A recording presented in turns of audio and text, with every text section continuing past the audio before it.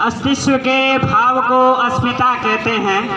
अस्तित्व के भाव को अस्मिता कहते हैं। जो रचना करता है उसे रचयिता कहते हैं। जो रचना करता है उसे रचयिता कहते हैं। पालता है अपनी औलाद को बड़े ही नाजों से, पालता है अपनी औलाद को बड़े ही नाजों से। हाँ, उसी शख्स को हम पिता कहते हैं। हाँ, उसी शख्स को हम पिता कहते हैं। मुझे ना सिर्फ एक ताज चाहिए, मुझे ना सिर्फ एक ताज चाहिए, ना ही मुझे इस दुनिया पर राज चाहिए। मुझे सिर्फ मेरे समाज के इस महापुरुषों का आदर चाहिए। हाँ, मुझे सिर्फ मेरे इस युवा और महापुरुषों का सम्मान चाहिए। मैं सर्वप्रथम इस महारैली की बहुत बहुत और आऊ समिति जिसे युवा साथियों ने ये कार्यक्रम रखा है, उन्हें मैं हृदय के तहे दिल से बहुत बहुत बधाई देता हूँ।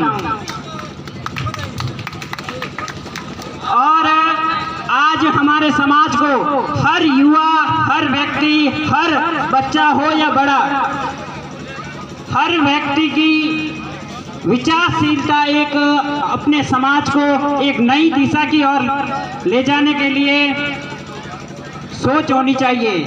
और वह सोच है शिक्षा। शिक्षा से पहले एक और चीज है, शिक्षा से पहले और एक ये चीज है कि हर व्यक्ति छोटा हो या बड़ा, 5 वर्ष का हो या 100 वर्ष का, उसके लिए सबसे महत्वपूर्ण है वो है कर्म। आप कितना घंटे आप कितना समय में कितना कर्म करते हो, वो महत्वपूर्ण रखता है आपके लिए।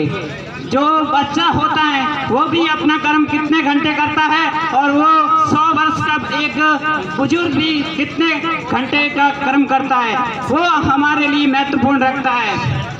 और हमारे समाज में हर कोई कुरीतियाँ देखना कि हर व्यक्ति का एक जीवन सिस्टम तरीके से चलता है। हमारे बीच में कोई पहले सिस्टम नहीं था। हमारे समाज में हर किसी व्यक्ति का कोई जीवन का अनुशासन, शिष्टाचार, हर कोई जीवन जीने का नियम नहीं था। अगर कोई भी व्यक्ति अपने जीवन में अपने जीवन जीने के लिए कोई भी संकल्प, अगर कोई रीति अपने नीति के अनुसार नहीं चलेगा तो अपने जीवन में वो तरक्की नहीं कर सकता। चाहे कर्म 100 वर्ष का व्यक्ति भी हो, उसके लिए कर्म बड़ा होता है। चाहे वर्षों से कुछ नहीं होता, वर्षों में किया कुछ, वो महत्वपूर्ण रखता है। अगर कोई व्यक्ति 100 वर्ष ले लेता है और अपने आप में प्राउड फील करता है कि मैं तो 100 वर्ष का हो गया और मेरे पोता तरपोता सब लोग हमारे खुशी से रहता, और वो अपनी जिंदगी ऐसे जी लेता है बैठा कि मैं 100 वर्ष का हो गया, तो वो महत्व नहीं रखता है आपने कितना कुछ किया 100 वर्षों में, वो महत्व रख रहा है। अगर 5 वर्ष का बच्चा 100 वर्ष के बराबर काम कर सकता है, 100 वर्ष का नहीं कर सकता है, वो 5 वर्ष का बच्चा कर सकता है। इसी शब्दों के में मेरी एक कविता सुनाने जा रहा हूँ। मैं भी गीत सुना सकता हूँ शबनम के अभिनंदन के, मैं भी गीत सुना सकता हूँ शबनम के अभिनंदन के। मैं भी ताज पहन सकता हूँ नंदनवन के चंदन के, मैं भी ताज पहन सकता हूँ नंदनवन के चंदन के। मैं भी गीत सुना सकता हूँ शबनम के अभिनंदन के, मैं भी ताज पहन सकता हूँ नंदनवन के चंदन के।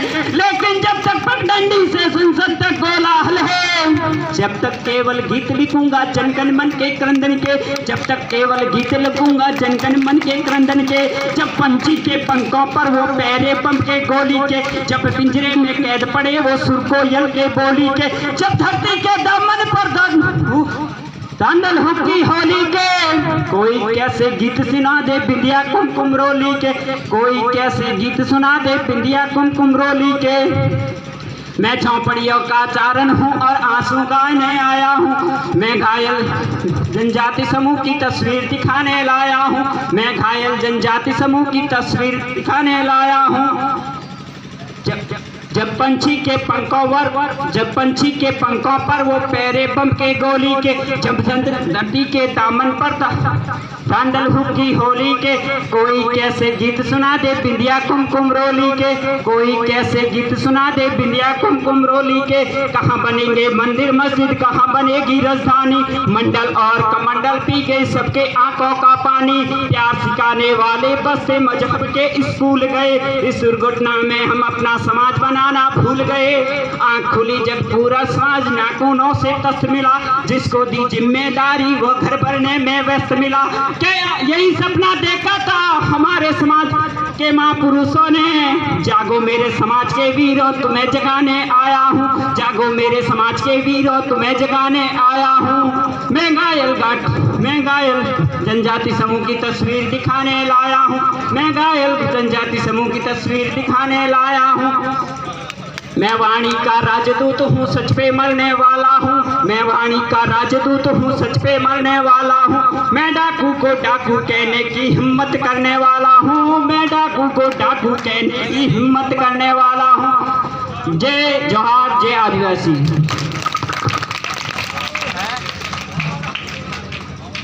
बहुत बहुत धन्यवाद जोशीले छात्र के लिए। एक बार